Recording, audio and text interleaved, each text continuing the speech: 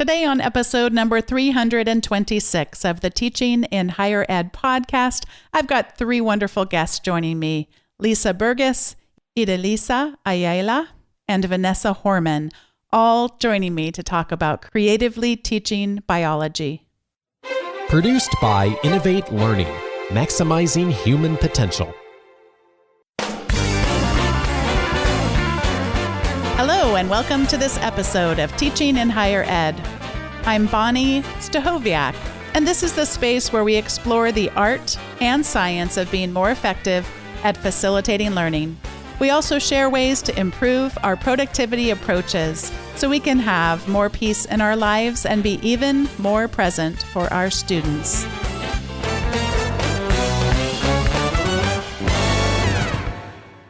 Today's guests were introduced to me through my partnership with the Association of College and University Educators, or ACU.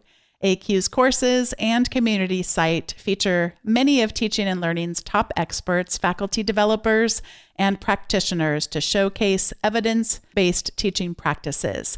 Here is a brief introduction of the three guests who I can't wait to have you hear this conversation with them. First off, Idelisa Ayala is an associate professor, and she was born and raised in Caguas, Puerto Rico, and she's always been fascinated by science. She holds a BS degree in chemistry from the University of Puerto Rico, Rio Piedras campus, and a PhD in biochemistry, molecular biology, and biophysics from the University of Minnesota, Twin Cities campus. She spent 1 year as a postdoctoral fellow at the University of Florida in Gainesville. She's been working at Broward College as a full-time faculty member since August of 2003 in the Department of Biological Sciences. She absolutely loves her job, and she teaches genetics, molecular and cellular biology, microbiology, biology for science major students, and biology for non-science major students.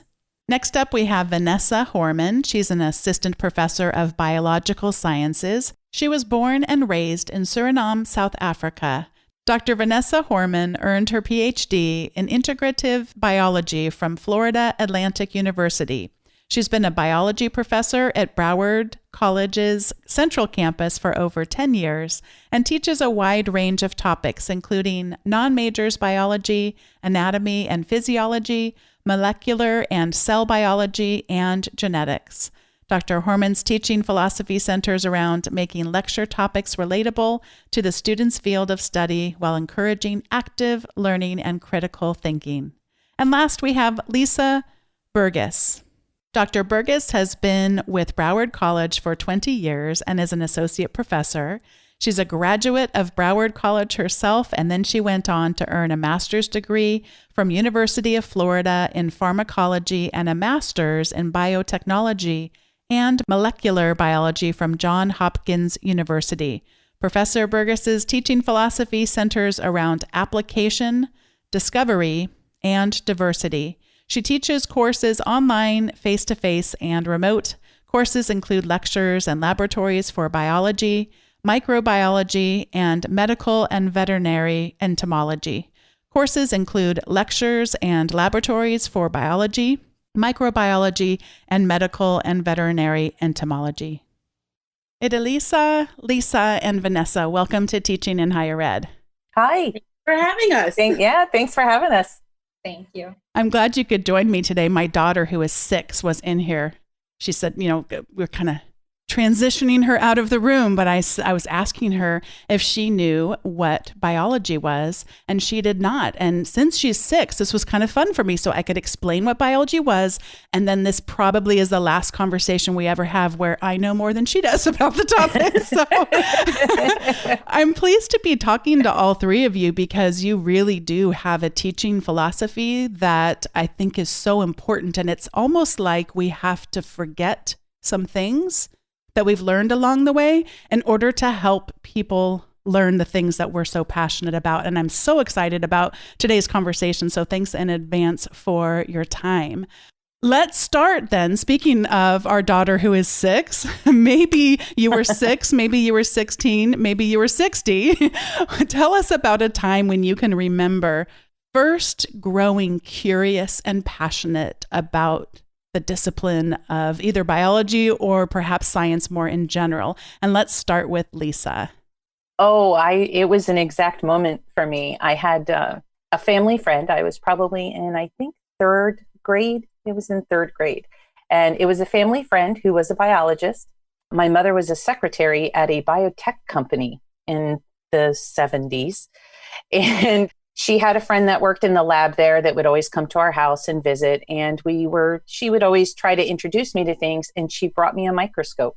And it was a real microscope that I guess their lab was getting rid of. She brought me a microscope and she brought me slides. She was doing cancer research on rats. And so they were liver, cross-section liver and all of these crazy stained slides of tissue and all of those sorts of things. And then she taught me how to make a wet mount. And that just opened up a whole new world to me. And I was forever in the local streams and dirt and anything I could find to put under a microscope. I did for about 2 years. I think my mother got a little worried, but I just found the microscopic world totally fascinating. I had no idea that it existed. And that was it. It just went from there. Idelisa, what do you remember about your first interest in the subject of science? I remember I was in 10th grade and I was taking a chemistry class, which I was very nervous about. And I had a fantastic teacher, very young. She just had obtained her master's degree in chemistry. And she was very passionate about teaching us all the chemistry concepts. So the following year, when I took biology, that's when everything kind of made sense. And I knew right there and then that's what I wanted to be. I wanted to be a scientist. And I remember that's it, that this is what I'm born to do. We heard in Lisa's story something that took place outside a classroom. In Idelisa's story, something that took place in a classroom. And Vanessa, I know your story kind of takes us on a little bit of a different path as well. That's right. I mean, I've always enjoyed science, but I think my true love didn't really ignite until I was about a junior in college. And part of that is because I started off pre-med because my favorite aunt was a pediatrician, but I didn't really realize how much I could enjoy biology until I was a junior and I met my future grad advisor, Dr. Kumi, and his passion in delivering his knowledge of biology of cancer really opened up my eyes to the world of biology.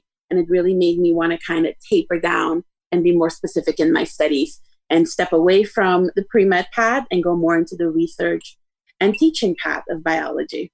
I loved hearing all three of your stories. I love how different that they are. I love how vividly you remember them. We also tend to remember in our teaching, at least I hope we do, the times when we really experienced failure. And I would love to have you think for a bit about a time when you came into the classroom with all this passion that had been ignited in you, in some of your cases, such a long time ago, and kind of a miscalibration for the amount of interest and passion and curiosity you already came into that space with, and how the students maybe weren't quite having all their bags packed, ready to go on this journey with you for the class. And Lisa, I know you've got a story on this one. Yeah, it was probably my third year teaching. And I went into a biology majors course and I was so excited because I had just taken this graduate course in molecular biology and I had all of this information about cell pathways. And I was so excited about teaching them all about the RTKs and all of these great things. And I get in there and I'm writing all over the board and I'm walking around the room and I'm all passionate and loud and just really into it. And I don't remember the beginning of it looking at all of the students themselves, but all of a sudden I turn around and I'm like, so see, it works like this. And they all just looked at me and I swear to God, most of them, their jaws were just on the table, just like, what did I walk into? And I looked at them and I said, you guys didn't get any of this, did you? And they all were like, nope. And there were a few of them that were like, I'm just going to pack up and drop now. I mean, I just went so over their head, which I think is a pretty rookie thing to do, kind of, you know what I mean? Third year teacher. And so I said, okay, you know what? Why don't you guys just go? I ended class early. I went to my office, took a couple of deep breaths and said, okay, we're going to readdress this subject when we come back. And that's what I had to do. I had to just stop and I couldn't regather them. It was too late. And I think I lost a couple of students that semester. They dropped after that, even though I said, hey, we're going to come back and revisit this in a different way. I just kind of threw it all at them at once. I was so excited about it, and they were not. They did not have that same interest. Yeah, I'll never forget it. I mean, I must have turned beet red. I was embarrassed. I was mortified, but I got over it, and I'm a better instructor for it. So they taught me a lesson that day. The way that I'm asking the question, I'm realizing I'm asking it as if it's in the far distant past. And one of the things I've discovered in my teaching is we're still quite capable of bringing those same things into the class. And my field of study is very different from yours. At least it feels very different to me, and that is leadership. And so one of the things that we talk about in studying leadership is how teams are formed. And they go through these stages of forming, storming, norming, performing, and then adjourning eventually. Although if you say it with a New York accent, then they can all sort of sound like the same words if you try that out with your accent. But the reason I bring that up is that I've written a little bit about how they're not the identical patterns I just described, but sort of a rhythm to a given course, and that there just are sometimes days where we're just not feeling it. Usually I can fake that feeling, because I really do think that if we bring that energy, even if we don't feel it, but if we still just bring the behavioral elements in, we can have that be infectious in the class. But sometimes there's just nothing that can be done with the group. I have admitted it. I have said to students, you know what, guys, I am just not feeling it today. I am so sorry that I am not that level. You know, I always try to bring a lot of energy. And so when you just don't have it that day, I just tell them, I don't have it today. So let's get through this. And usually they'll kind of be like, yeah, I don't have it either. So it's helpful to admit that. Another thing to keep in mind is, besides as a professor, you might have an off day. It's also to think about the composition of the class. And I think it's just so important. Are you teaching a morning class, an afternoon class, an evening class? And BC just has such a wide variety of students that, you know, at nighttime, usually you have more of an older crowd. Whereas during the day, it's more of the younger crowd. And so your teaching style has to continuously adapt, because that great lecture that worked in the morning is not going to work in the afternoon, especially when it's around 5 o'clock and everybody's kind of hungry. They're getting ready to go home.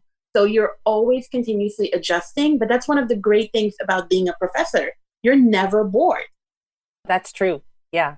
We were talking about it yesterday, and we were talking about how our morning and afternoon classes are really high energy, and those students really want to engage and have conversations and discussions. And it's really easy to even sometimes get off topic.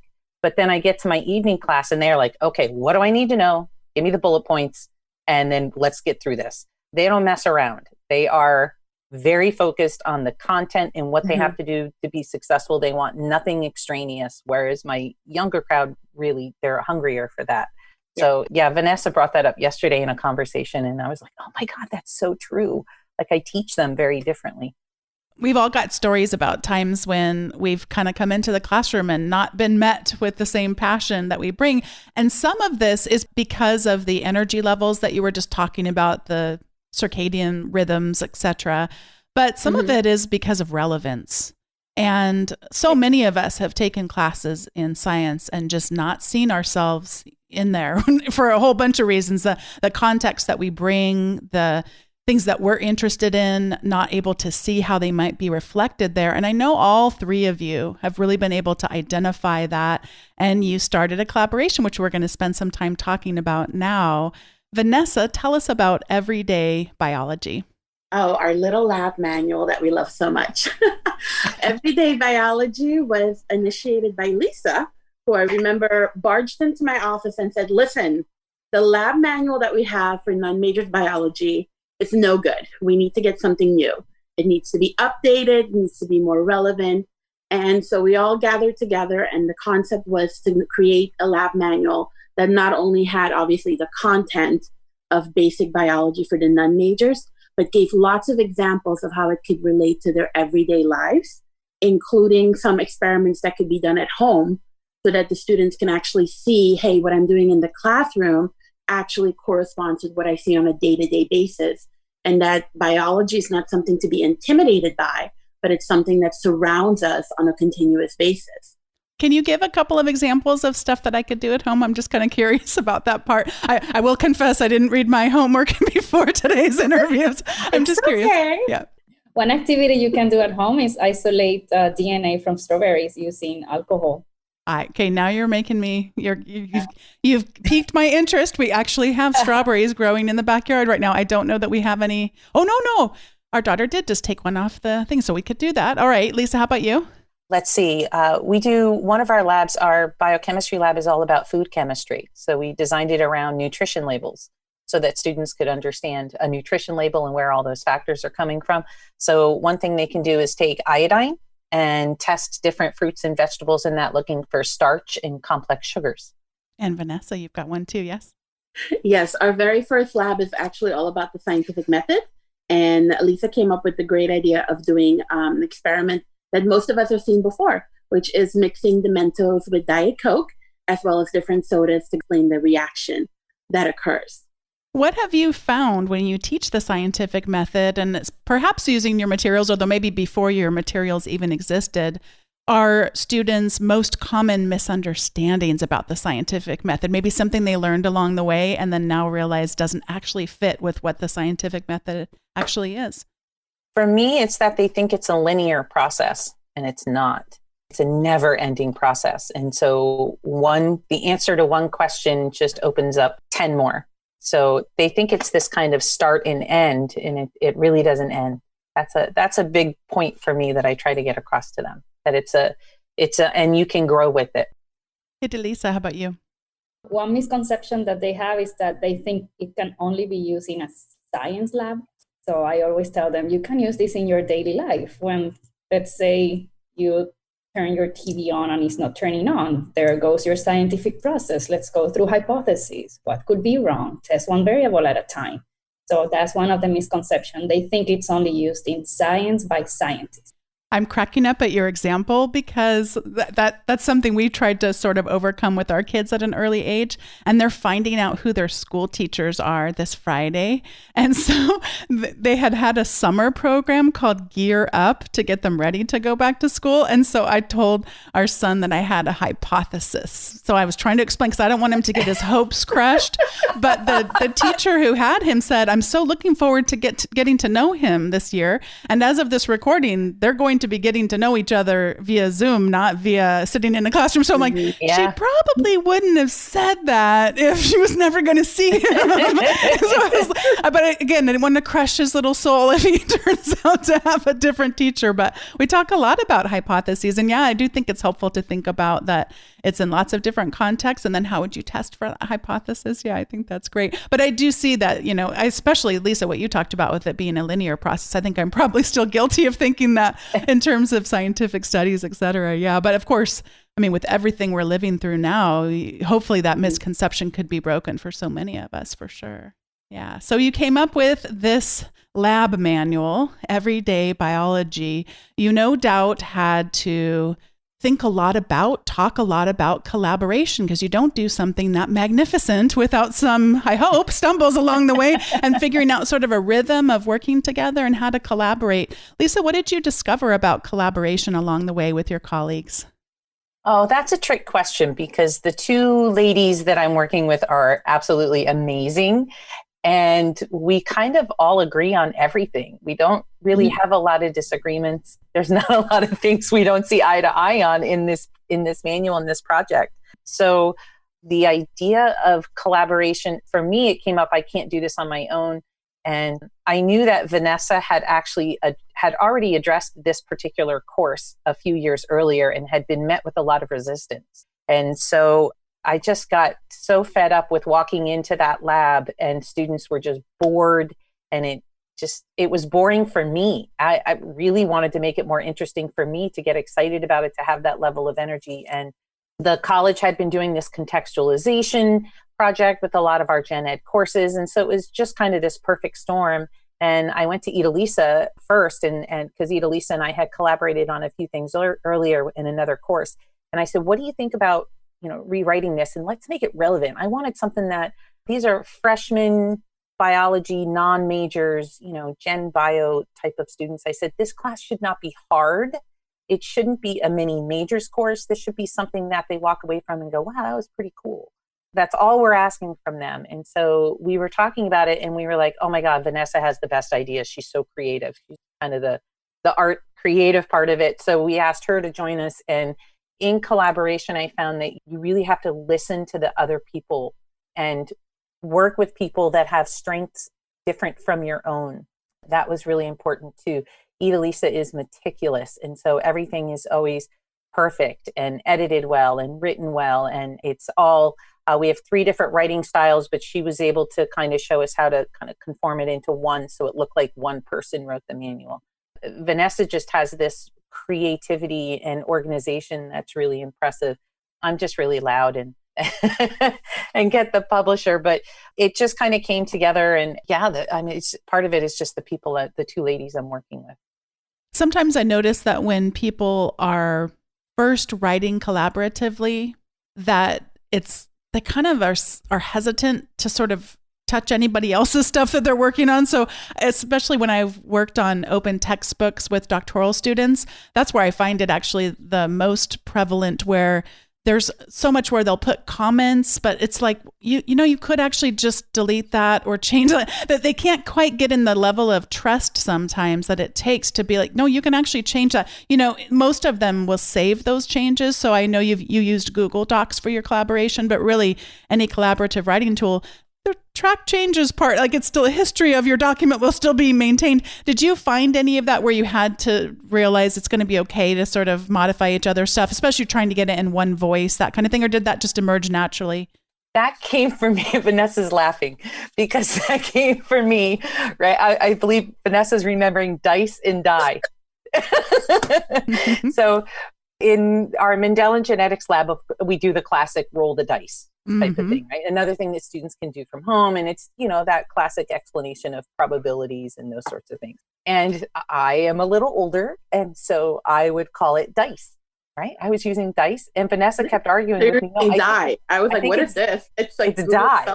And we just kind of had this back and forth. Now, eventually we just looked it up and it was correct. Let the dictionary decide. We went there. But it was one of those things that I was like, no, it's dice. I mean, I was hanging on to such a silly thing. And then, but Vanessa was correct. And Idelisa's coming in. And with Idelisa, I always know, I'm like, oh no, she's right. So I had to let that go. And I think that's when I realized, you know what, these ladies are amazing and they're going to have my back. They weren't trying to change it. It wasn't even constructive criticism. It was like, come on, Lisa, this is how it should work. So there's a lot of give and take. It helps that we've worked together for a long time and we know each other very well. But I think my favorite part of all of it is that I've made 2 really terrific friends out of it too. And we look forward to collaborating on other things in the future. I'm seeing a theme that I'd like to name that has just emerged, not from what you're saying, but from what you're not saying. And that is, we have got to keep our sense of humor. I find I take my teaching very seriously, but I really try to not take myself very seriously, because if I start to take myself too seriously, it becomes about me, and it's not about me. It's about them. Yeah. And so I'm seeing that humor as a way to foster collaboration. Because if we do take ourselves too seriously, I'm ready for, Lisa, you to be right. I want to go look it up because I'm still convinced that you were right. The other thing Vanessa was right. Vanessa was right. The other thing I wanted to share too, which you just sort of brought up a perfect segue for me, is to talk a little bit about remote learning. And you were mentioning the dice. And it reminded me of our daughter. I keep talking about her today. I promise this is not normal for me in the episodes, but so much of it because they just went through this remote learning process. And for me to have gotten to see the transformation really of their teachers in the spring to their teachers now is something I also know that you're good at. And that's this idea. So one of the days I sat, she was on, we have a set of stairs that there's like a halfway point and there's a bench there. And she's got her little iPad there and she's got a deck of cards. And they're having her flip through the deck of cards and they're asking each kid, well, what came up for you next on the card? And they all have paper and pencil and they're writing down. And just this idea of, instead of trying to pull her into the screen, which no one's ever going to be as good as the things that could pull her into the screen. They love Minecraft right now. But to instead try to pull the teacher and the other learners into their context. So this whole idea of contextualization, and I know you've been doing this a lot longer than there has been more of a opportunity to do remote learning. But I'd love to hear you share a little bit about your thoughts around bringing that context into the learning, but especially as it relates to remote learning. I sort of feel this sense from you that it's all remote learning because we're taking it with us wherever we're going into our various contexts. I'll start with that one. In contextualization, one of the things that we agreed on at the beginning of Everyday Biology in the terms of contextualization was, what do we want them to walk away with? Mm-hmm. That was the really big question. Do we want them to walk away with a lot of scientific knowledge, or do we want them to walk away with what Idelisa said, understanding the world around them and being able to incorporate science in their everyday life, which is why it's called Everyday Biology. So we sometimes have gotten a little bit of criticism in that some of our experiments are elementary or they're high school level but you know what? That's our student body coming in, and it addresses our students very well. And I think our students appreciate that the experiment is not that hard, because the experiment is just something they touch and do. It's the concept behind it and how they can use that knowledge when they move forward. So contextualization is a way for us to give them a skill set, a scientific skill set that they can utilize throughout their lives. Reading a nutrition label, understanding some statistics and probability, understanding a little bit of genetics and how things are inherited and all of those sorts of things. It was a really big concept for us. Was what are they going to walk away with, and what are they going to use with this knowledge? I also want to add that something that makes our lab manual unique is the fact that we tend to do a lot of social media interaction. So at the end of each lab, we have hashtags, and some people are looking at us weird, like, why are you doing hashtags? Well, because if we know something about our current student body, especially the younger ones, is that they love to share everything. So we encourage them, take out your phone, take pictures of your results, do a little hashtag. Each of us had to set up a Twitter account, which was like a whole nother experience, because we want to keep engaging the students outside the classroom. And it's so important for students to know that teaching doesn't stop, when we're like, okay, class is done, goodbye. We want you to keep being engaged with the material throughout the day, and just keep encouraging using all these different key terms and concepts that you're learning in the classroom and bringing them into your real world. How much do you find students do that? Are you following the hashtag in any way, or hashtags, and are you able to respond and see kind of their world as it happens? Yeah, the first time I asked them to do the hashtags, and they had to tag me, they had to tag the lab manual, and I even asked them to tag the college, why not? And half of my students did it, and they were actually very excited about it, and they were retweeting, and I even had to set up an Instagram account, because it turns out the younger generation, they love the gram better than Twitter. So we had to move into that way too, in order to, have them participate in the social posting. Another thing we did was we created, it's just a design element, but we created fun names for our labs, you are what you eat, and zombie apocalypse and things like that. And we did the same thing with our hashtags. We tried to make our hashtags kind of, my cat's a genius. I think that was my favorite. So we were talking about cat genetics. And so we tried to make it kind of, I don't want to say whimsical, but a colleague of mine used the term one time, edutainment, which sounds derogatory, but really isn't. It was just it's an engagement tool. That's really, really what a lot of that was about too.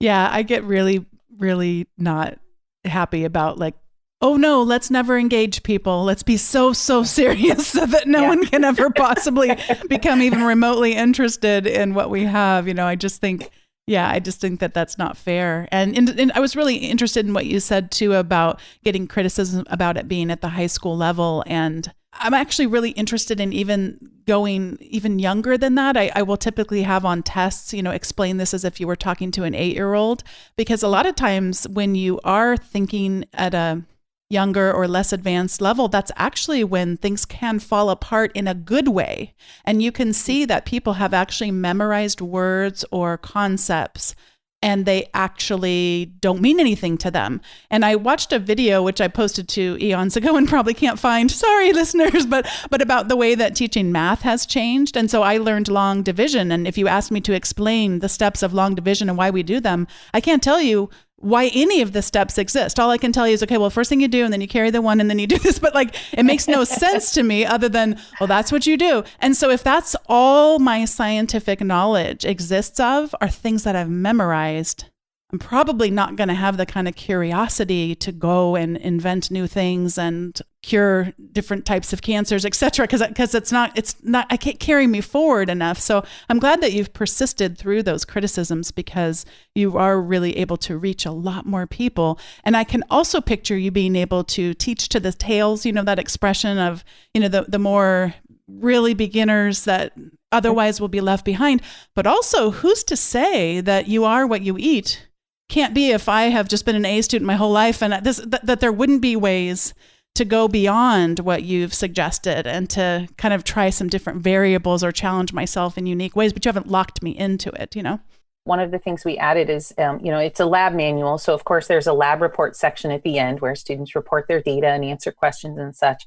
But then after the lab report, we added a section we call the big picture. And the big picture are some critical thinking or bioethics type questions.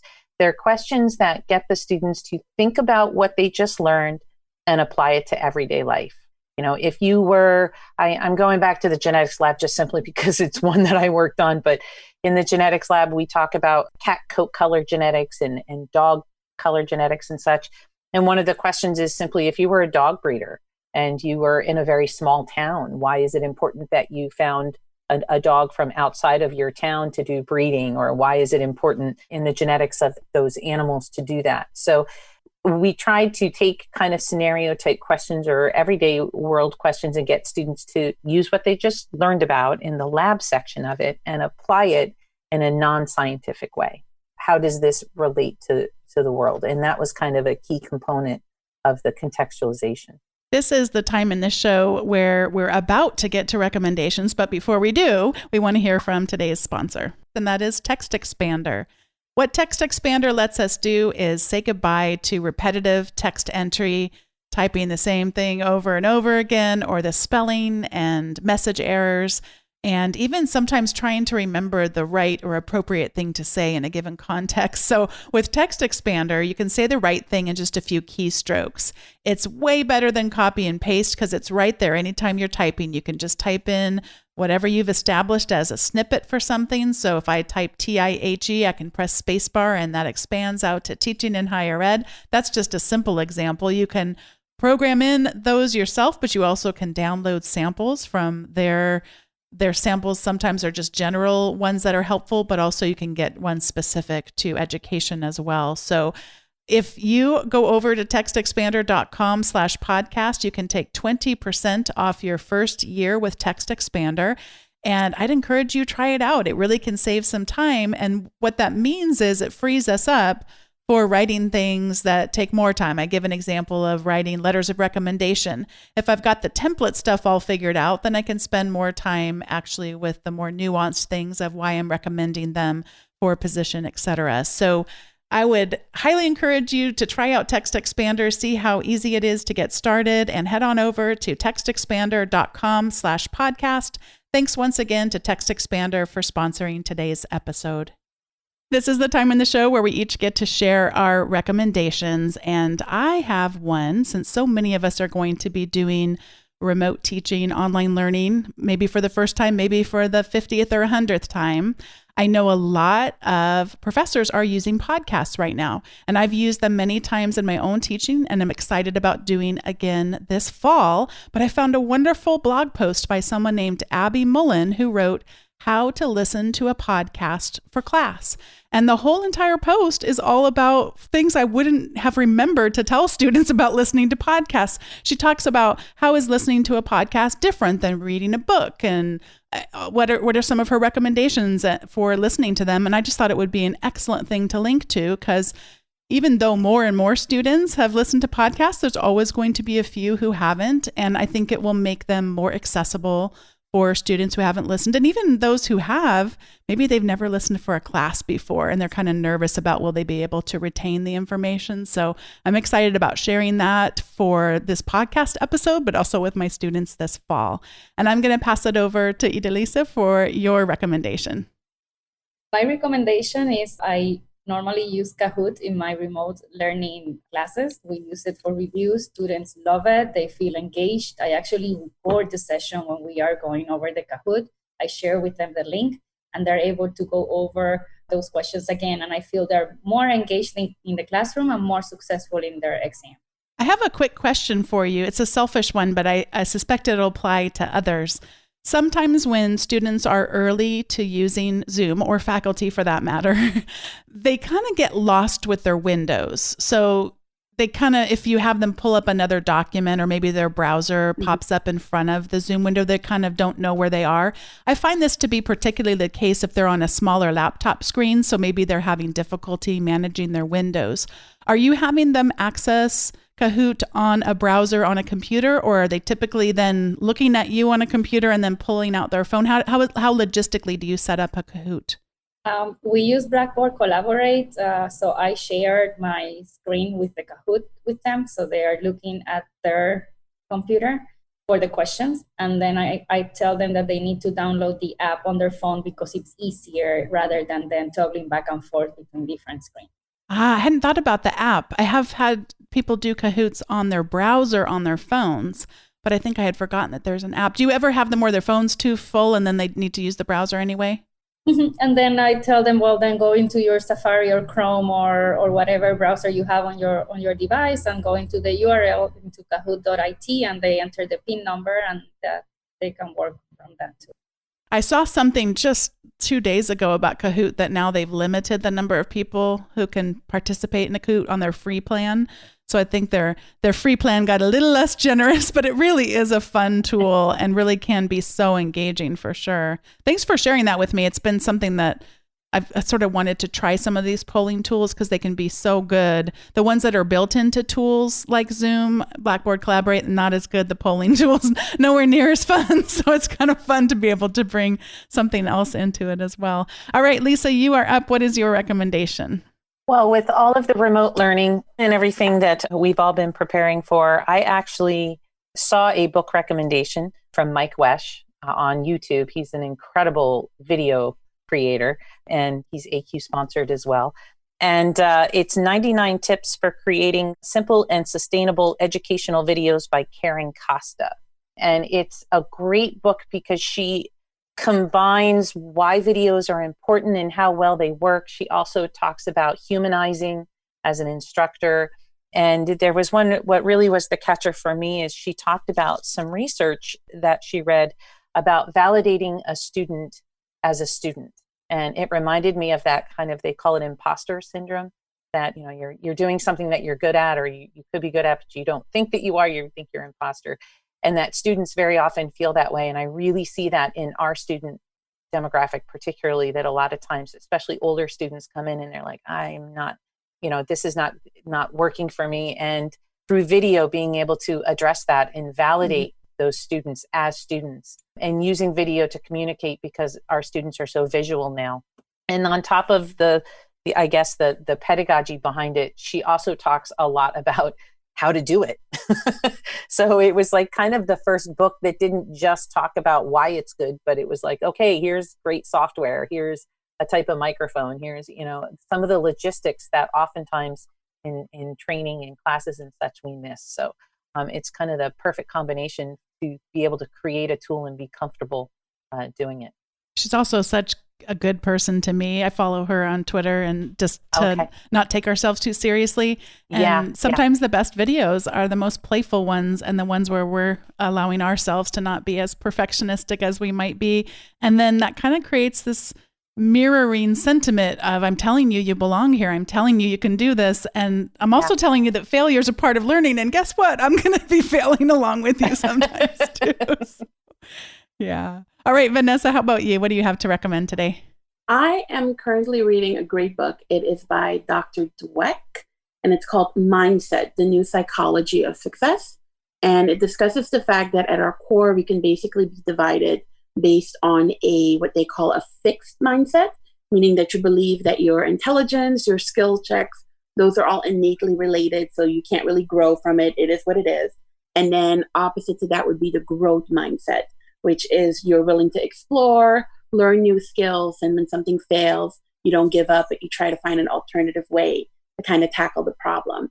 This book was recommended at a symposium to me, and I really feel like, especially now that we are going from a face-to-face to more of a remote setup, I have students that email me and say to me, I don't think I could do this. I don't want to do an online class. So it really kind of goes into the psychology of when I answer the student and when I give them examples or when I create my assessments, to keep in mind that you don't always have students that are really open to the process of being remote and online and trying to come up when you contextualize with assignments that will hit the student that think they can do it and those that are a little bit hesitant towards the process. So it's been a very interesting book to read. And it also shows you that, the way you deal with your students, not only from an assessment aspect, but even when you answer their emails and you give them examples, you really have to kind of think about the student's point of view and try to answer it. It's best to individualize it. Idelisa and Vanessa and Lisa, thank you so much for coming on this episode of Teaching in Higher Ed. I've had such a great time talking with you today, and I'm so excited to share the episode. Thank you. Great, thank you. It was wonderful. Thank you. What a pleasure it was to talk to all three of today's guests and to get to laugh with you and think creatively about our teaching together. Thanks to Idelisa Ayala, Vanessa Hormann, and Lisa Burgess for joining me for today's episode. And thanks once again to AQ for introducing us and helping with the preparation for the episode. I really appreciate all of you listening and being a part of the Teaching in Higher Ed community. And if you've yet to subscribe to our updates, you can head on over to teachinginhighered.com/subscribe and you'll receive occasional updates. I've been a little behind on them lately. Those of you who subscribe already know that. You'll also get a copy of 19 educational technology tools to help you in both your teaching and your productivity. Thanks so much for listening, and I'll see you next time.